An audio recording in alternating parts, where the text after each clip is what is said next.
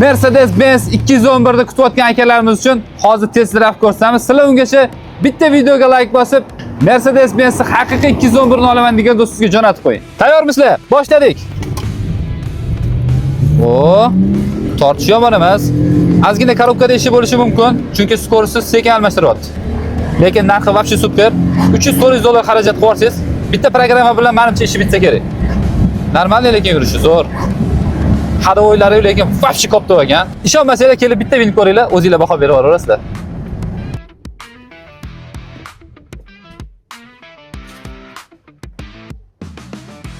Bu mashinamiz eng arzonlari ham bor, 14,5 ming, 14 ming sotilgan. Videoga обязательно like bosib turing.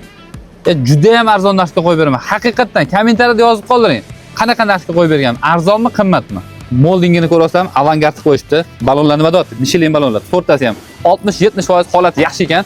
112, 3.2 aviomda do'stlar. Benzinda harakatlanadi. Probega keladigan bo'lsak 432 ming probeda. Mashinamiz 3 ta joyda petnolari bor ekan. Suyaklari but-butun ekan. Bitta ko'rib chiqamiz.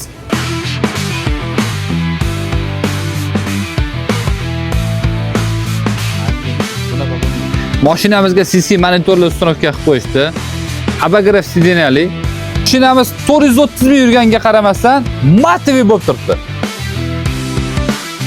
211 orqa qismi chiroyli bo'ladi, oldi qismi chiroyli bo'ladi. Kommentariyada yozib qoldiring, qarang chiroyliligini. Narxiga keladigan bo'lsa, bitta pochkani ham bilabaga bitta urasizda, shu mashinani oformib qo'yib olasiz. Qalay bo'ldi narxi? Yoqqan bo'lsa bitta like bosib, mer solaman degan do'stingizga sroshin jo'natib qo'ying.